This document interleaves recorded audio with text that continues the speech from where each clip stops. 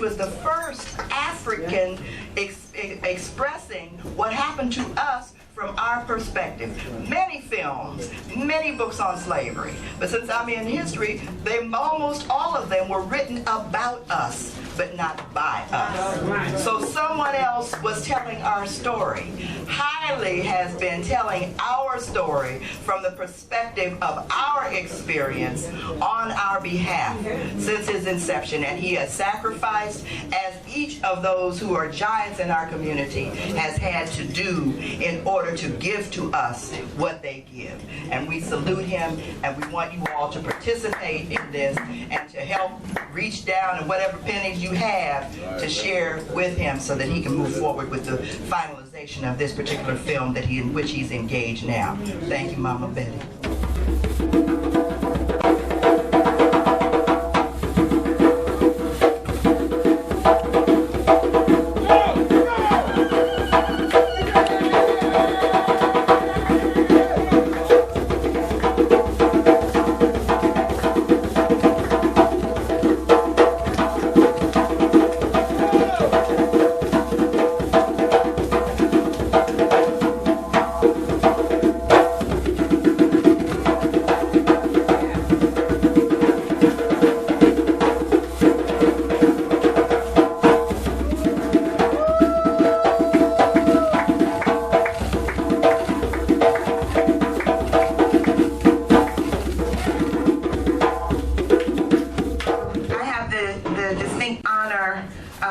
And pleasure of introducing our speaker for this afternoon. But before I do that, I want to give honor to all of you who are here, to our elders who are here. Thank you. For our mothers who are here, all of our sisters, and especially to our babas, our fathers who are here. We understand that this is a European Father's Day construct that we're under, but we also take the moment and take the time to celebrate and honor you today. So we give thanks for you, shoulders of our ancestors, and pushing our freedom through. You are more than just a man. You are a black man, courageous, strong, powerful, and free. Give honor for your spirit and thanks for your being. You are more than just a man. You are a king. Thank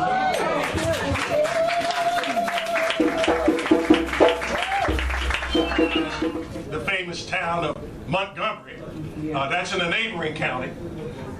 We know that when Bullock County, this is all land that had, since time immemorial, since time beyond memory, had been the province of the Creek Indians. But by the 1830s and 1840s, they had been cheated out of their land. The Creeks refused at first to be moved. They refused to sign rotten treaties. Ultimately, they would be forced off their land. And understand that Bullock County is stands of pine and a range of low hills. It has that pinkish sandy loam that is good for cotton. But can you imagine when the white settlers, the first settlers into Bullock County, stopped their wagons, dropped their reins, and got down on the ground? They couldn't believe it. And many of them coalesced around what is still the county seat on your right-hand side. This is Union Springs. And it would be there that John Henrik Clarke would be born. Understand that this land was incredibly rich. There was a web of more than 24 streams and springs that gave the city its name. So as county seat, this would be where the young boy would spend the first few precious years of his life. I found a agricultural department report that describes the condition of life in Bullock County in 1915, the year of Dr. Clarke's birth. It says, the farm labor in Bullock County consists almost exclusively of Negroes, unskilled in the use of any but the simplest farm machinery. Laborers are commonly employed by the year. They are paid $10 to $15 a month, with cabin, pasturage for stock, firewood, and a stipulated quantity of staple provisions. But under all these staple provisions, you would never have a full belly. You never have to worry about gaining too much weight or whether or not your waistline would be too wide for your bib overalls because it was barely enough to live on. Day laborers are paid from 60 cents from ordinary farm work to, well, my word, a whole dollar during the cotton picking season. Negro women employed in the fields receive 40 to 60 cents per day and from 50 to 75 cents, stay with me y'all, per 100 pounds for cotton picking. Wow. Much of the labor of agriculture is done by tenants. Two systems of renting land to tenants are commonly practiced. Under one system, the tenant furnishes teams and tools and pays for half of the seed and fertilizer.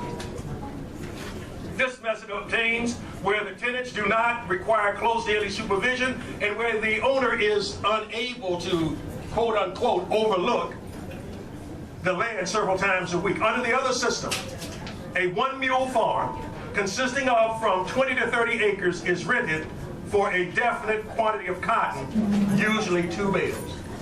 And under this system, call it neo-slavery, call it tenant farming, call it whatever you will, sharecropping. You never got ahead. You were never ahead of the system. And if you acted out, you could be tossed off your land. But this is where this young man grew up, in Union Springs, in Alabama, in Bullock County, Alabama.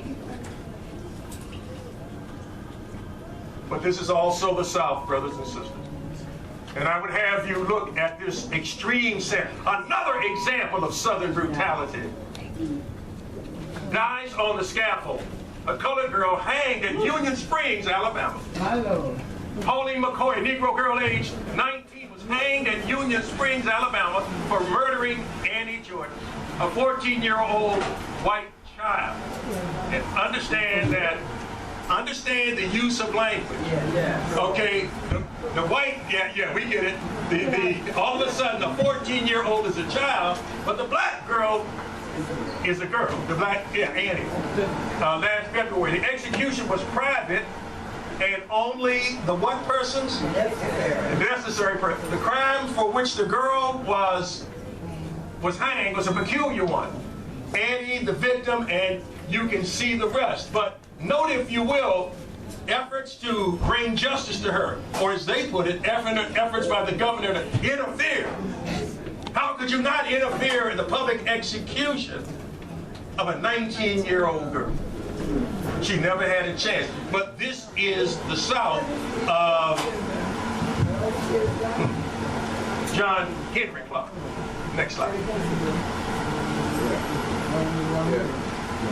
Now, it won't be long, about 1920, that the Clarke family is going to move to big-time Columbus, Georgia. Oh, Columbus, yes indeed. Where Union Springs was only 4,000 strong, Columbus was 31,000 in population. He was in a big city for a small young man from a farm in central Alabama. Why, here we have Broad Street looking north from the 11th Street in 1897, the courthouse that Dr. Clarke would have undoubtedly walked by as a young boy. A courthouse where black folk didn't know the meaning of justice. And as we'll see in a moment, I'm going to read you just a small poem that Dr. Clarke wrote about that ephemeral thing known as justice. Columbus shoved its Confederate history. It was second down the throats of its black residents. It was second only to Richmond as an industrial center. They even claimed that the last battle of the Civil War was fought in Columbus, Georgia. It wasn't, but they still take credit for it. And they claim that the Southern custom, which was stolen by the Yankees of decorating the graves, was actually invented in Columbus, Georgia.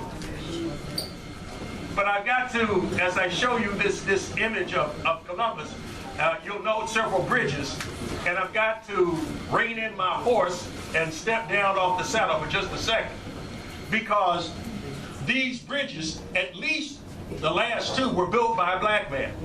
There was a man in Columbus named Horace King. He was born in 1807, died in 1885. He was the preeminent bridge builder all throughout the South. When they wouldn't let us into their stores, their homes, or their shops, Horace King got to build bridges across the turgid rivers in Alabama, Georgia, and Mississippi. He was an extraordinary individual, born enslaved. He rose at least part way up the ladder because of his mechanical skill. When the Civil War came, well, the white folks decided, look, we're going to take your skill, we're going to take your crew, and we're going to make you make river obstructions to keep those pesky Union gunboats out of our sacred rivers. He asked a good friend, well, should I stop doing it? The white man said, well, probably not a good idea. But Horace King, not entirely being a punk, did support the Union.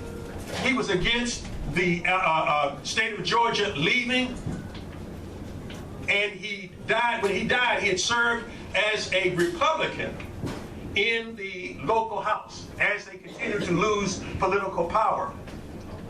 Outside Columbus, around the time of the First World War, the Army would decide to build a camp of infantry instruction. It was named after a Confederate officer and jurist named Henry Benning. Again, the Confederates got that history, they're going to shove it down your throat.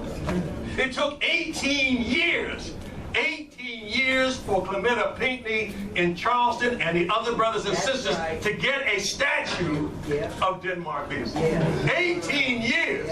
They said you can't try, you can't expose, you cannot show your history, but we can shove these rebels down your throat. These people who were traitors to the Constitution and every notion of law and justice and decency that they claim to follow. Next slide. That river is named Chattahoochee. Chattahoochee. But this is Georgia. Between 1890 and 1902, Georgia led the nation in the invidious distinction of hanging black folk. Here we see 4 Georgia Negroes slain, Dateline Columbus. The bodies of 4 unidentified Negroes were found today in the woods about 8 miles from Columbus. Each body contained a number of bullet wounds, and the theory was advanced that the men had been killed by moonshine, when it just might have been the law itself. If we go down to the bottom, again, Georgia Negroes charged for something that it wasn't even clear that they had done, but then and now, they could do it. The Southern justice system was a system of injustice rather than justice.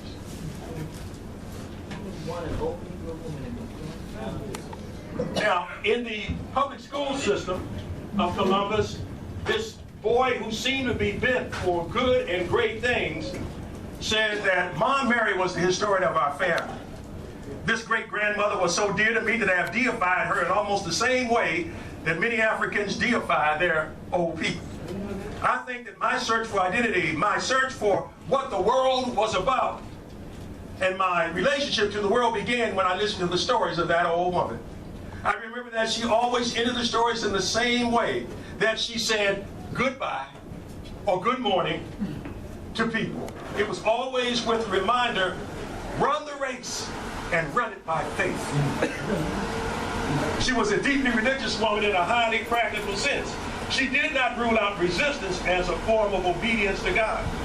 This may be something we may need to remind some of our people today who are so eager to embrace and forgive and love that they forget logic, that it's amazing to me. I thought that you had to have a measure of remorse for what you did before you got a pass on doing it. Now, maybe that's, I understand. Maybe I've been up north too much, but it seems only fair and right that you at least be sorry. Okay. And this is the second major instance. They rushed to forgive this man that took 9 black lives. Just a few months ago, the white boy, they caught on tape using the N-word. And he was surrounded by a clutch of colored pastors and politicians who forgave him. But if you look at that boy's face, he did not have contrition in his eyes. He did not have forgiveness in his posture. He lacked an elemental sense of sorrow that would have given warmth and woof and meaning to the fact that we forgave him. Or so it seems to me. It makes you wonder if there is a pathology of forgiveness at work. And we understand now, I'm always in the South. Betty and I, Betty's people are from down there. I'm not going to get too deep in your family business. Don't worry. But it's useful to know. We were in Georgetown, about 35 minutes from Charleston. And the hostility we talked about, we even walked around, looked at offices. They wasn't going to have a black lawyer on the main street of Georgetown, South Carolina. That just wasn't going to happen. And we felt it when it's palpable. When the ancestors are telling you, pay attention, boy, you want to pay attention. I don't at least think that. Yes, sir. Now, this camp of military and infantry instruction, brand new. Dr. Clarke tells us that he was a caddy for some of the officers at Fort Benning, that he was a caddy for Eisenhower, that he was a caddy for George Preston Marshall, and about 8 miles away from the city, but again, named after a Confederate officer. And when John Henry went to school, well, he began to notice something. Although we talk about the old segregated schools, he writes, as I approached the end of my last year in grammar school, Evelina Taylor told me that she would not let me use the color of my skin as an excuse for not preparing lessons or an excuse for not aspiring to be true to myself and my greatest potential. She taught me, he says, that I must always prepare. Dr. Clarke says, I think my value to the whole field of teaching history is that I have prepared during my lifetime, and I have prepared in the years when no one was thinking anything about black studies. But I kept on preparing until ultimately the door opened. And so when you are called, and again, we know that that still small voice that we often talk about is the ancestors trying to wake you up. Yes. You want to roll over and go back to sleep. Yeah. He says, in Columbus, I went to county schools, and I was the first member of my family of 9 children to learn to read.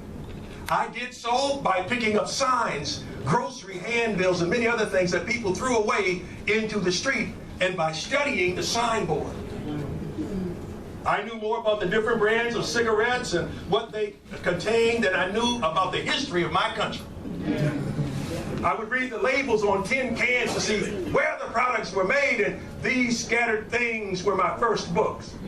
I remember one day picking up a leaflet advertising that the Ku Klux Klan was riding again. Because I learned to read early, great things were expected of me. I was a Sunday school teacher of the junior class before I was 10 years old, and I was the only person who would stop at the different homes in the community to read the Bible to the old ladies. This is an African community. Yeah. This is an African community. In spite of growing up in such abject poverty, I grew up in a very rich cultural environment that had its oral history, and with people who not only cared for me, but also pampered me in many ways. I know this kind of upbringing negates all of the modern sociological explanations of black people that assume, Dr. Clarke said, that everybody who was poor was without love. I had love of plenty, he writes, and appreciation of plenty, all of which gave me a sense of self-worth that many young black children never developed. And I might add, back then or today. In my first years in the city schools in Columbus, Georgia, my favorite teacher, and the one I best remember, was Evelina Taylor, who first taught me to believe in myself. She took, he says, my face in her hands, and looking at me straight in the eyes said, I believe in you. That's all. I believe in you. I believe in you. It meant something for her to tell me that she believed in me, that the color of my skin was not supposed to be a barrier to my aspirations, what education is and what it's supposed to do for me. But he writes, these were lonely years for me. These were the years after the death of my mother, a beautiful woman, a washerwoman who had been saving 50 cents a week for my education. You see, the story that I'm sharing to you is, we know that Dr. Clarke did not spring up fully formed from the head of the Muse of Education. It is the story of his becoming that I've been asked to share with you today. Hoping that eventually she would be able to send her eldest son to college. Her hopes did not materialize. She died long before I was 10.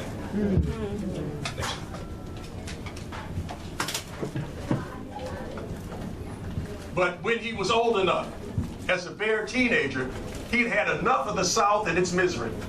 He'd had too much of Dixie and its sorrow. And so he hopped the train and headed north. As a young man, he was affected profoundly by Schomburg's essay in The New Negro, an important Harlem Renaissance anthology. Clarke was moved especially by, he said, 2 sentences. The American Negro must remake his past in order to remake his future.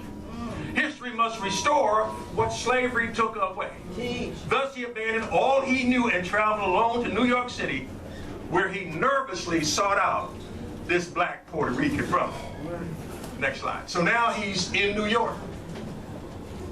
And when we understand that Clarke himself, in this article written in Phylon magazine, described how important the influence of Schomburg was on him. It helped him in laying a foundation for his career as a Pan-Africanist, as a socialist, and as a person who put all of these things together. That it was no contradiction to be a Pan-Africanist and a world nationalist all at one time.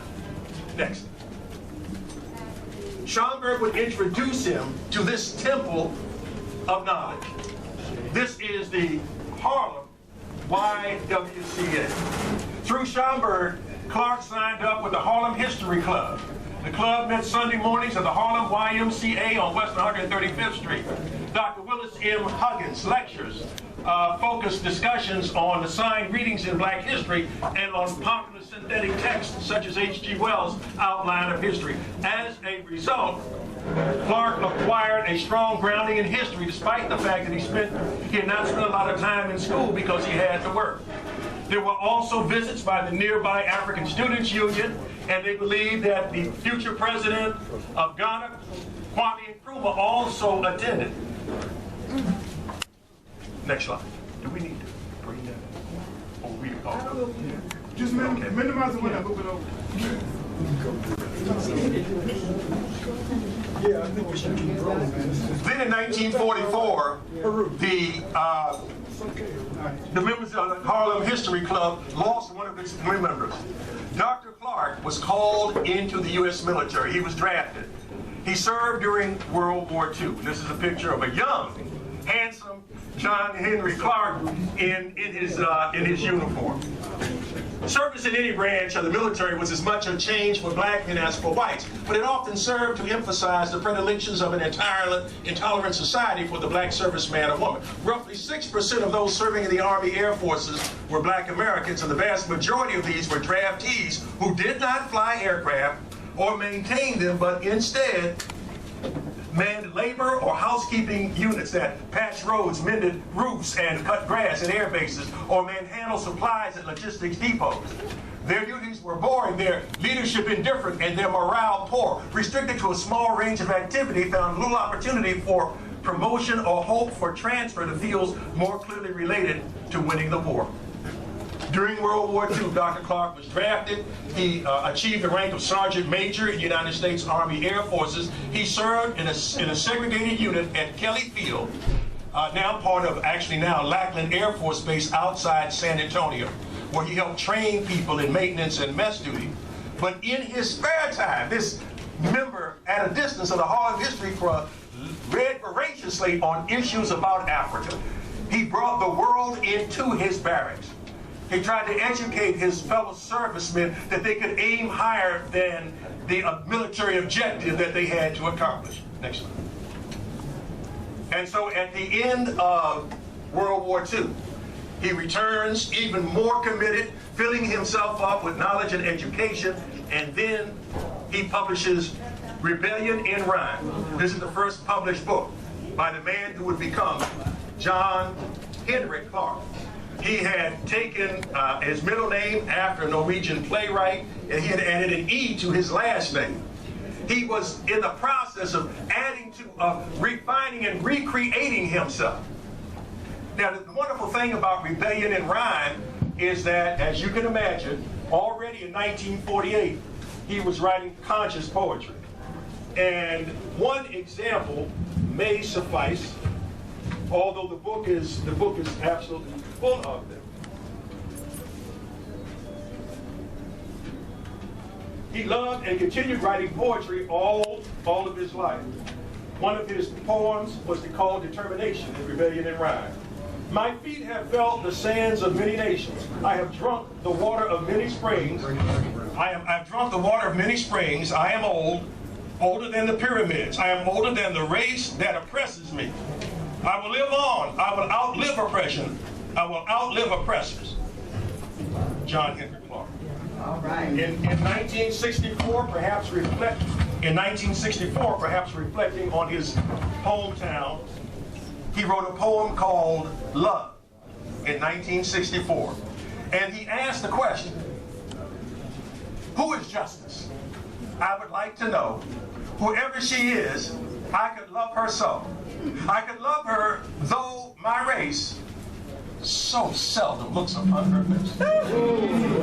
Next slide. Question. What year was the Rebellion book? I'm sorry, what was What that? year was it? 1948 is Rebellion in Rhyme. Thank you. 1948. And this is so you can see a little bit more about it. This is at the back of a reprint of Rebellion in Rhyme, done many years later by Africa World Press.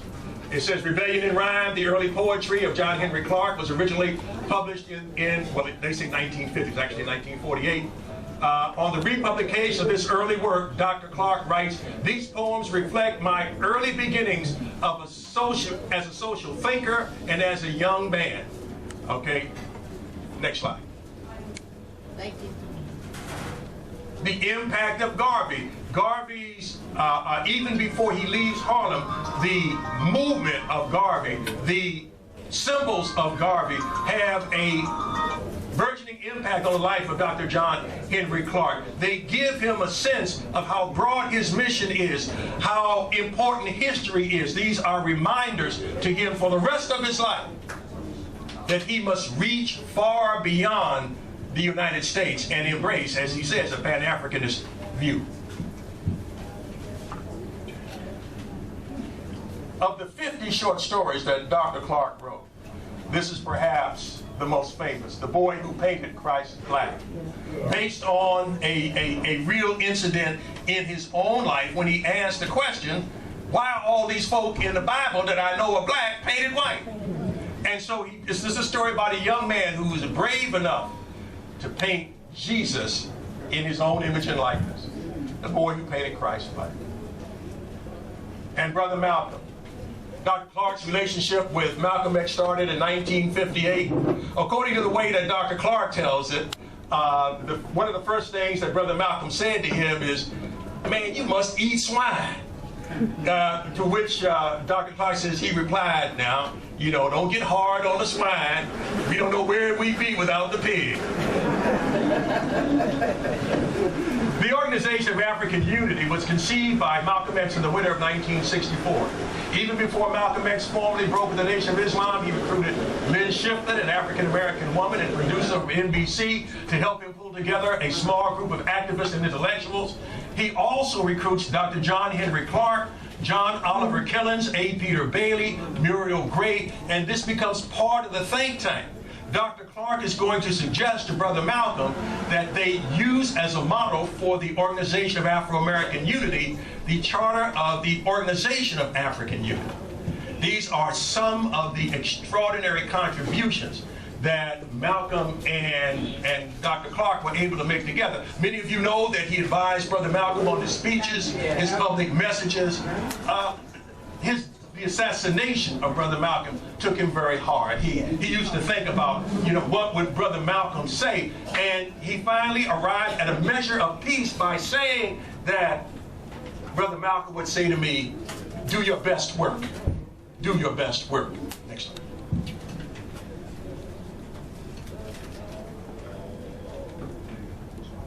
In an effort to honor Brother Malcolm, Dr. Clarke edited a book many years later and went through several reprintings. Malcolm X, The Man in His Time, edited by John Henrik Clarke. 21 black writers on the most charismatic and pivotal figure in Afro-American history, who he really was and what he really stood for. Next slide. He also, because he had this side he used history to undergird, in many respects, his poetry. He edited many published works, among them, and contributed to many published works, Black American short stories. Next slide. Where he wrote alongside Sterling A. Brown and Arna Bonko.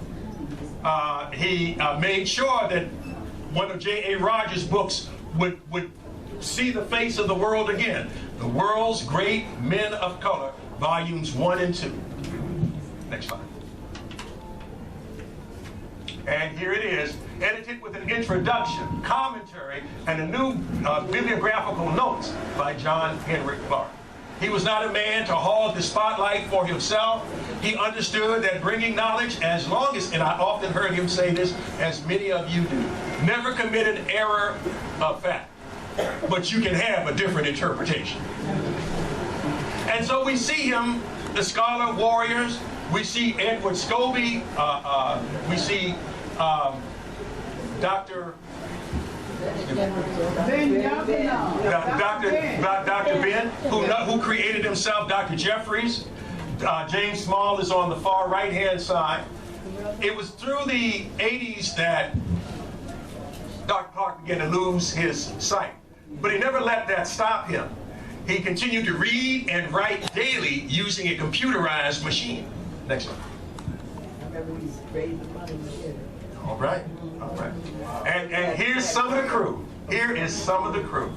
How about it? The person on the far left, y'all.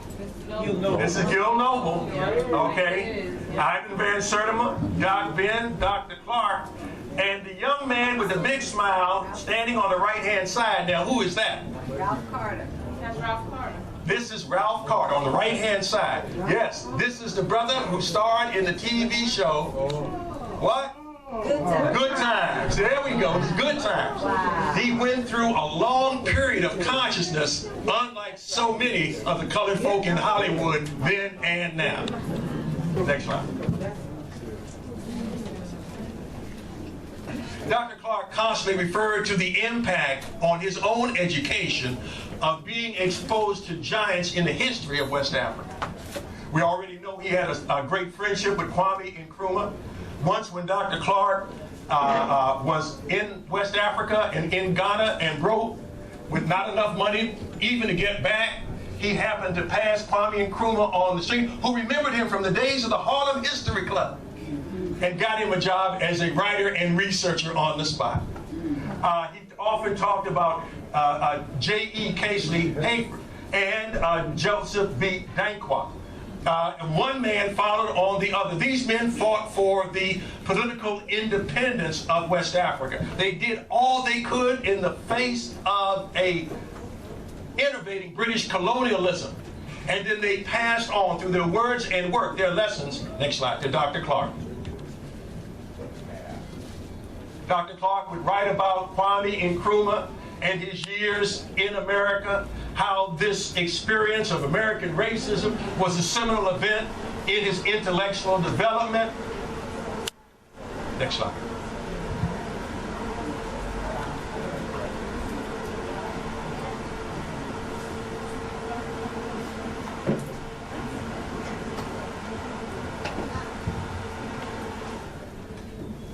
Dr. Clarke took note of what was happening in Africa in the turbulent period of the 1960s and 70s. Here's a piece he wrote on the history of the old Congo. It begins, the people and nations of Central Africa have no records of their ancient and medieval history like the Tariq es-Sudan or the Tariq el-Fatash of the Western Sudan and Western Africa. The early travelers to these areas are mostly unknown. In spite of the forest as an obstacle to the formation of empires comparable to those of the Western Sudan, notable kingdoms did arise in this part of Africa, and some of them did achieve a high degree of civilization. And understand, this article was in the teeth of folks saying Africa had no visible contribution. That Hegel and others had said, next slide, Africa was asleep at the time. In fact, this particular point of view is still alive. Yeah. The past president of France, Nicolas Sarkozy, went to Sheikh Anta Diop University and told the black folk in Senegal, y'all are talking about a faked history, that it had never materialized. This glorious African past will not reassert itself because the president of France told them in West Africa it never existed in his racist mind. So we know that these things continue. And then in the 70s and 80s, after 1969, teaching at Hunter College, an extraordinary honor for a man who did not have formal education.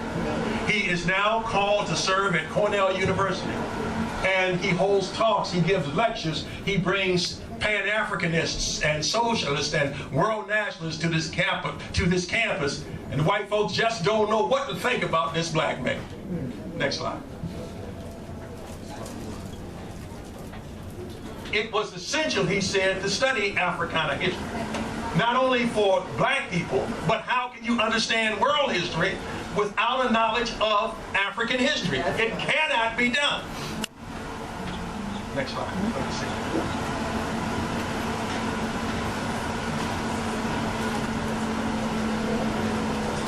So, there's an honorary page at Hunter College, on Hunter College's website, to acknowledge those things, his contributions.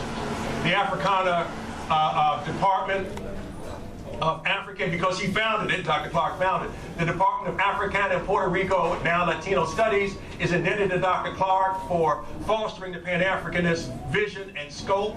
Why Africana History? There are internet links to Dr. John Henrik Clarke that you can get today.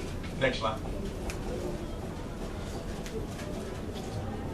And then the great lion of history is going to pass, but thousands of people, perhaps millions, are going to remember this young man from a small southern town. And they're going to remember the times that he suffered. They're going to remember the sacrifice that he performed in order to make us know and love who we are. This was his mission from an early childhood all through his growing to adulthood. This is what he most wanted us to do and to learn. Next slide. Dr. Marimba Ani had honored Dr. Clarke on the website of Hunter College and says that his life presents an image which has become a symbol of the qualities we wish to claim, to emulate, to engender: commitment, self-reliance, communalism, intelligence, scholarly excellence, determination, discipline, conviction, and achievement. Next slide. Some of the many published works by Dr. Clarke. Edited books, his own writings, 50 short stories, a torrent of monographs and pamphlets. Next slide.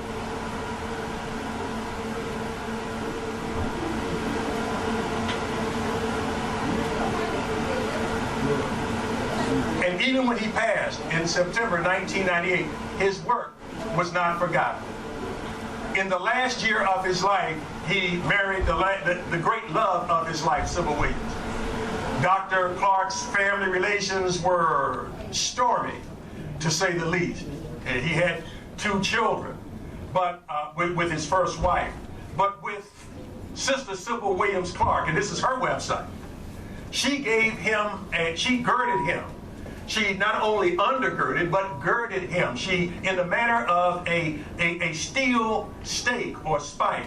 And this elder, who could have chosen to just to put her feet up and languish or bask in the glory of her relationship, she is still augmenting the legacy of Dr. Clarke. Welcome to the official homepage of Sister Sybil Williams Clarke. Next slide.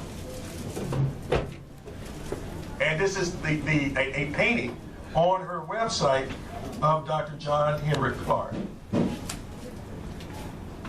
It's often been said that Shakespeare, I believe, said that some men are born great, others achieve greatness, and yet others have greatness thrust upon them.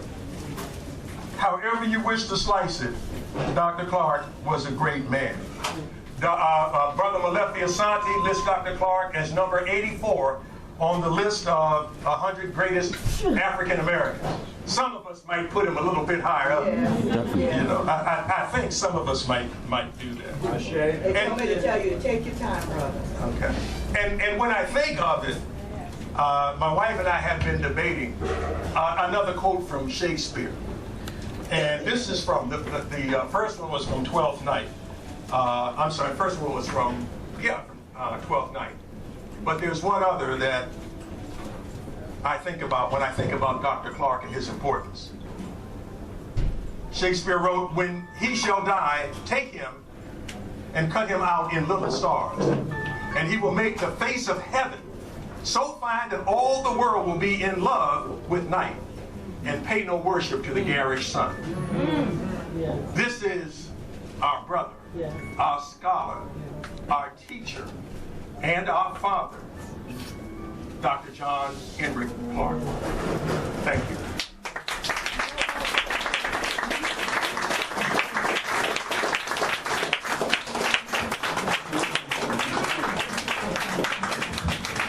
And Professor, Doc, you know, in the continent, here we think doctor is the honor. But when you're at home, if you call someone professor, it's higher than doctor. So to Professor Gibbs, we honor you, we thank you. And as you had mentioned about being undergirded, we want your wife to stand up here next to you. And we want to salute you and we want to holler and say thank you for you all being. Because we know the sister has undergirded you as well.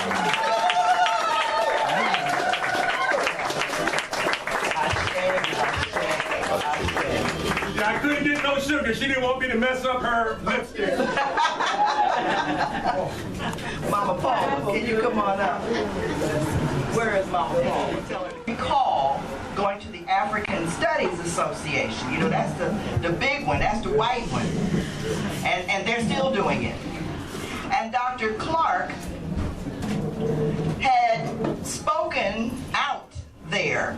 And I was part of that group. You know, we were really rebels, young folk. We didn't know any better about anything, so we just raised sand about all kinds of stuff and demanded our place as youth, so that when they transitioned, there'd be some people in place to take over.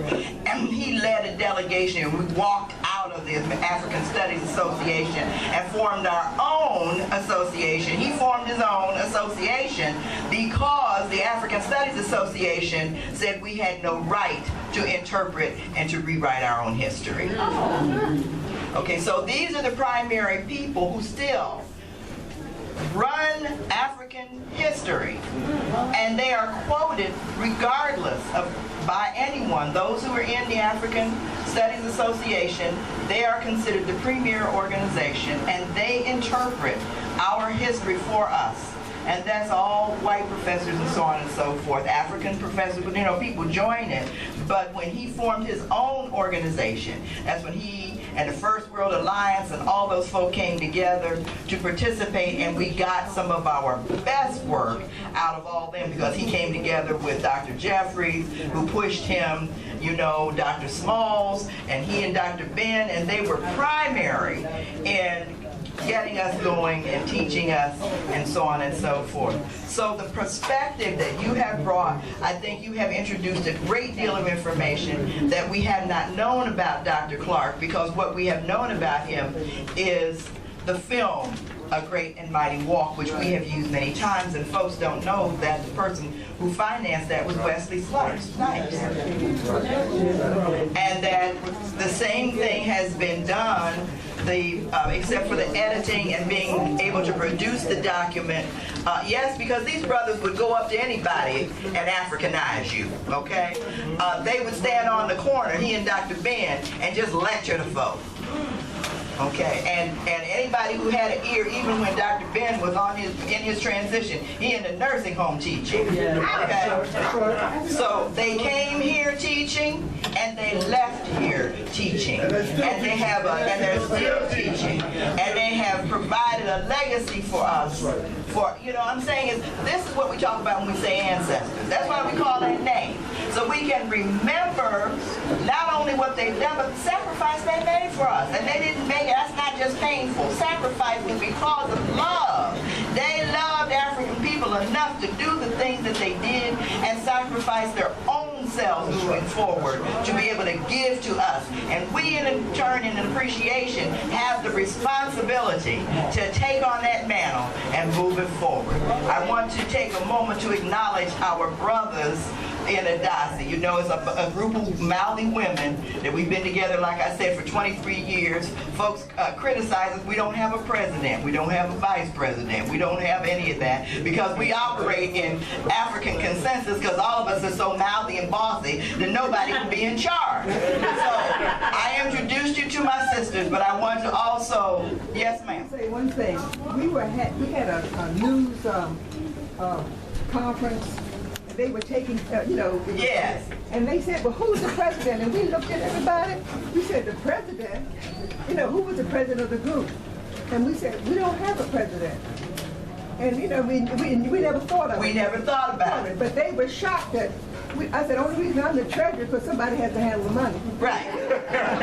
Other than that, okay? So that's African consensus. So it means when we come together to try to put together a program, we all have our own ideas and we have to come being willing to give up something for the better good. We give up something and we create and present something. And we work. And we work. Thank you so much. I'm just thinking as I offer reflections that there could be countless people out the door, around the block, across the city, across the country, and certainly around the world, reflecting on how Dr. John Henrik Clarke influenced their lives. And as the speaker said, the professor said, they were generous and they would take every opportunity to teach. I met Dr. Clarke in 1971. I was a student of Toni Cade Bambara, who was also an ancestor. And she had this incredible black writing class and an incredible reading list. And one of the books on the reading list was the book Negro Short Stories by Dr. John Henrik Clarke. And that's when I first read about the boy who painted Christ black. And that story changed my life. I was really wanting to talk with Toni more about who was this man, Dr. John Henrik Clarke, who had put together this incredible anthology of African American writers and his own story. And so Toni, being Toni, essentially did what she does, did all of her life. She reached into her pocketbook, pulled out her telephone book, and flipped to Dr. John Henrik Clarke's phone number and address and said, call him up. And I thought, me, 19 years old, a junior in college, am going to call this renowned Pan-Africanist scholar, historian up on the telephone? And she said, call him up. So I did, being a good student of Toni Cade Bambara's. And I learned about the Dr. John Henrik Clarke that so many of us have been talking about this afternoon. He answered the phone. He did not cross-examine me about who I was or why I wanted to see him. He simply gave me his address and said, stop by. I don't remember a lot about that conversation that's now nearly 50 years ago. But what I left with was, one, the fact that his door was open, The second thing I left with was that I had never been in a house at 19 years old that looked like a library, and Dr. Clarke's home looked like a library.